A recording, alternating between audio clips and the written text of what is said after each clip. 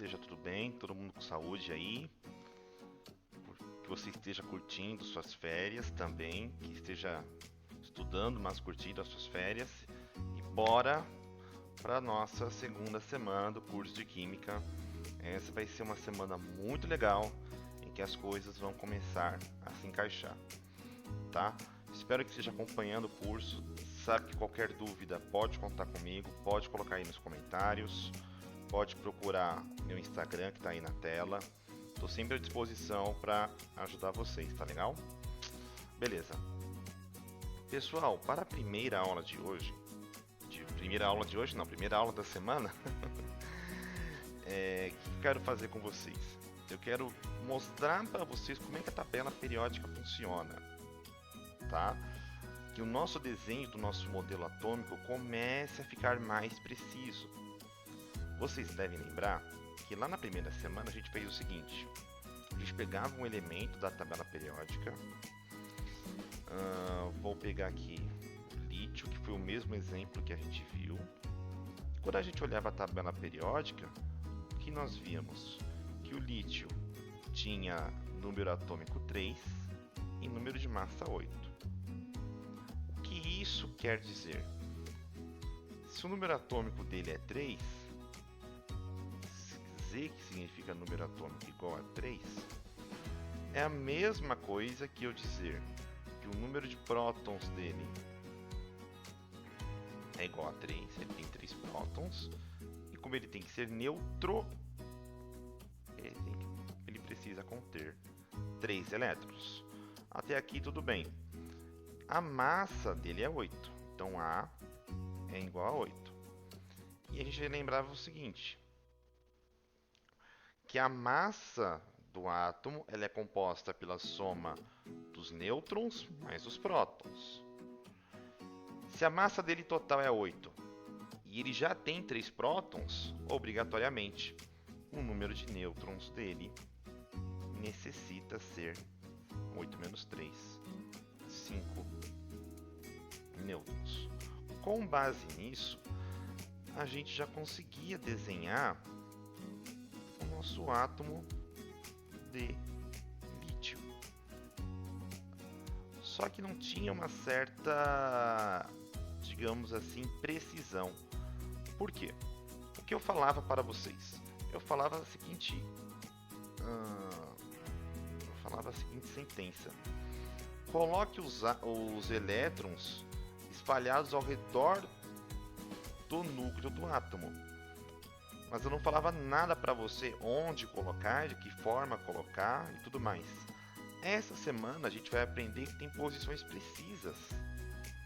Não posições, mas locais específicos em que você pode colocar e deve aquele elétron no seu modelo atômico. Acontece o seguinte: desenhando o lítio com base no que estudamos na semana passada, fazíamos o seguinte. Bom, se ele tem 3 prótons, então eu preciso desenhar 3 prótons aqui no núcleo.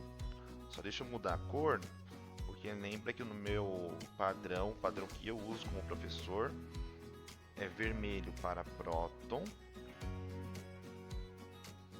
Aqui ficou um pouquinho maior, mas tudo bem, isso aqui é só um modelo. E é azul para os elétrons. E eu falava o seguinte para vocês, ó.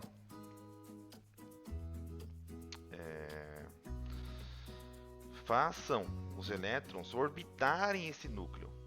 Então a gente colocava no núcleo os prótons, agora os nêutrons, né?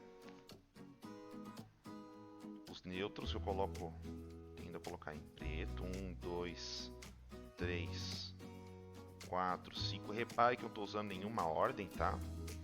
E aqui já está o nosso núcleo. Tudo isso aqui é o nosso núcleo atômico. E eu colocava para vocês as órbitas, ou melhor dizendo, a eletrosfera em que os elétrons ficam. Essas eletrosferas tinham forma de círculos. Então vamos colocar uma forma aqui.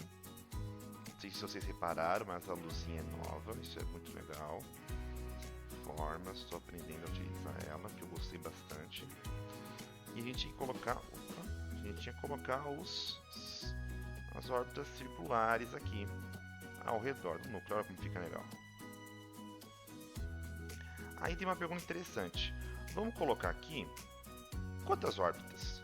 Coloco uma, coloco duas, coloco três. A única coisa que eu sei é que eu preciso colocar 3 elétrons. Mas quantas órbitas a gente põe? Você se perguntou isso quando estava exercitando isso na semana passada? Bom, você sabe que precisa colocar os elétrons na eletrosfera. Você sabe a quantidade, mas não tinha critério como colocar. A gente vai aprender isso agora. Mas só representando o que a gente fazia era o seguinte. Deixa eu pegar aqui mais um círculo. E vou colocar aqui 2 órbitas só para esse primeiro momento a gente representar. Eu tenho que colocar 3 elétrons que eu represento em azul. Esses 3 elétrons não tinha critério. Eu podia colocar 2 aqui e 1 aqui. Podia colocar os 3 aqui. Podia colocar os 3 em cima. Podia colocar 2 em cima, 1 embaixo. Não havia critério. Agora vai ter. Como é que a gente vai descobrir isso? Olhando na tabela periódica. A partir de agora, se preparem. Você vai olhar a tabela periódica com outros olhos. Sua visão para a tabela periódica mudará em 1 minuto, ou menos que isso. Acontece o seguinte. A tabela periódica, surprise, ela apareceu.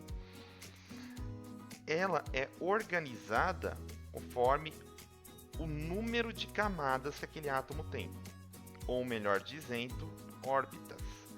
Essas órbitas, a partir de agora, vamos chamar de camadas, tá? Camadas. E os átomos podem ter até 7 camadas. Como é que você sabe quantas camadas tem um átomo?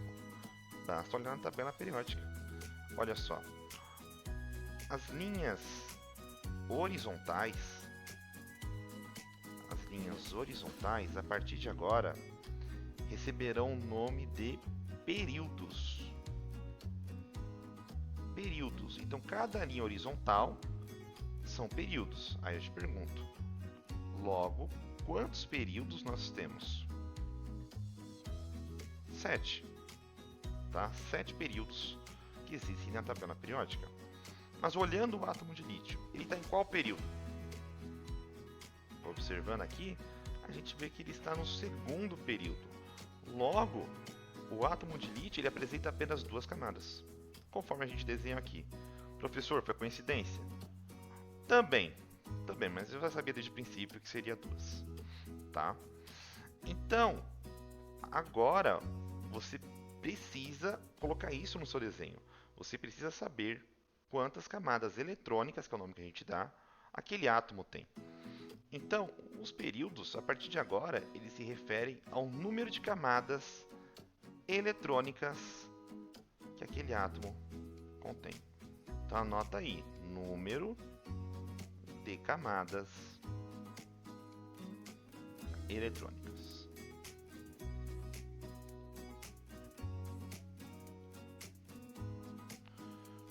Beleza? E tem mais. Se cada linha horizontal é o número de camadas eletrônicas, cada linha vertical, que vamos chamar de grupos ou famílias, representa, preste bem atenção, cada linha vertical representa o número de elétrons que aquele elemento tem na última camada. De novo, cada família ou cada grupo, enfim, as linhas verticais da tabela representam o número de elétrons que aquele átomo tem na última camada. Então vejam bem, se o lítio ele está na primeira família, na família 1, quantos elétrons ele tem na última camada? 1. Acabou a brincadeira. Então, como é que eu teria que desenhar meu átomo de lítio? da seguinte maneira. Eu coloco duas camadas. Deixa eu pegar o laser aqui. Eu coloco duas camadas ao redor do núcleo. E na última camada, eu coloco quantos elétrons? 1. Então, esse desenho não está completamente certo. Eu tenho que pegar um elétron e colocar na primeira camada. Porque se tem que ir 1 na última, o resto vai na primeira. Esse é o átomo de lítio bem melhor modelado com base no modelo atômico que a gente aprende na escola. Tá legal? Então vamos anotar isso aqui. Linhas horizontais são os períodos, que é o número de camadas eletrônicas que aquele átomo contém. E as linhas verticais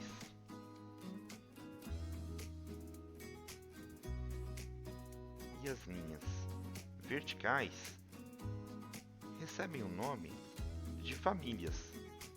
Mas se você quiser chamar de grupo, você também pode. Tá? E representa... Deixa eu pegar aqui um lápis verde. Representa o número de elétrons na última camada. Eu vou mudar esse termo. Eu vou te avançar em química. A última camada de um átomo, ela recebe um nome especial. A última camada de um átomo recebe o nome de camada de valência. Então, camada de valência é a última camada eletrônica de um átomo. Tudo bem? Então, o número de elétrons na camada de valência, que a gente pode abreviar como CV.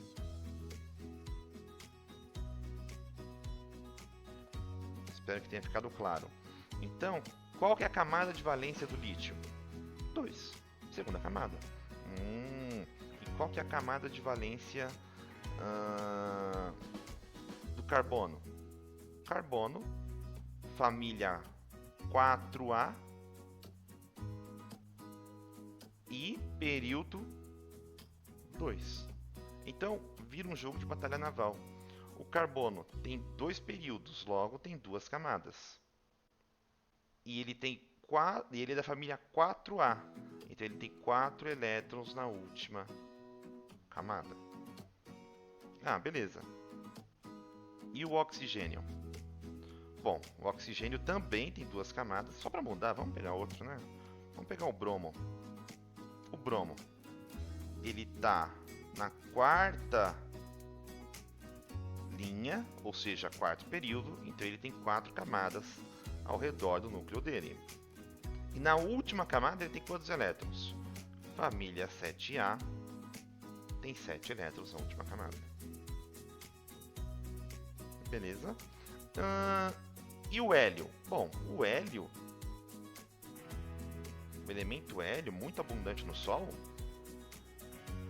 nas estrelas, ele tem quantas camadas? Apenas uma camada. E quantos elétrons?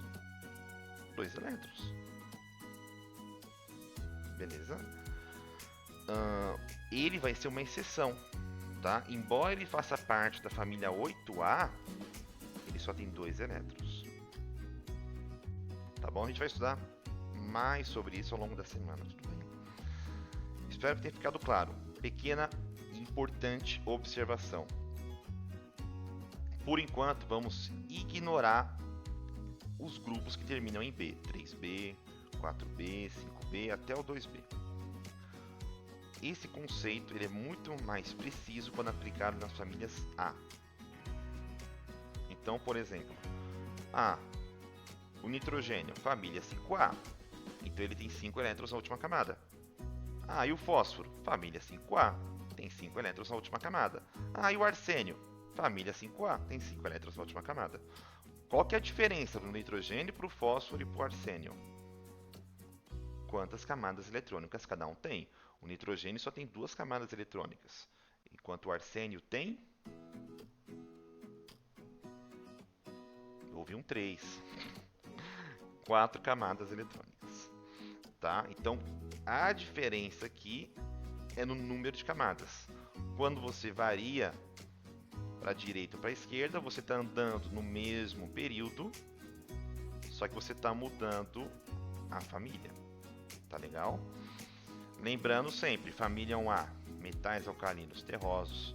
Família 2A, desculpa, volta, o professor errou. Família 1A, metais alcalinos. Família 2A, metais alcalinos terrosos. Família 3A, família do boro. Família do 4A, família do carbono. 5A, família do nitrogênio, ou grupo do nitrogênio, como você preferir. Família 6A, calcogênios. Família 7A, halogênios. Família 8A, gases nobres. Vimos isso semana passada. Caso você não esteja lembrado, volta na nossa playlist. Tudo bem? Para finalizar essa aula, uma coisa que é super importante.